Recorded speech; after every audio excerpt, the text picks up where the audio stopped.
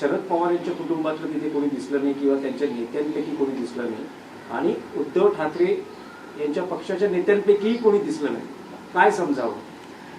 शरद पवारांनी तर पाठिंबा दिला आहे, पण त्यांच्या मला असं वाटत नाही की कोणी त्यांना महाविकास आघाडीतून पाठिंबा दिला आहे. आमच्या सद्भावना त्यांच्याविषयी आहेत, त्या कुटुंबाविषयी आहेत, अजितदादांविषयी आहेत आणि त्या कारणानं शरद पवारांनी कौटुंबिक कारणानं आपला उमेदवार टाकला नाही.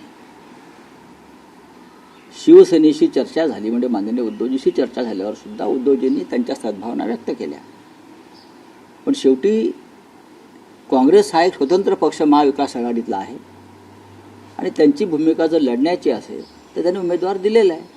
पण उमेदवार देताना त्याने एक अट टाकली, जर आम्हाला मागे घेण्याची तुमची विनंती जर आम्ही स्वीकारली तर अजित पवार यांच्या संशयास्पद अपघातासंदर्भातला FIR गुन्हा महाराष्ट्रात दाखल करा.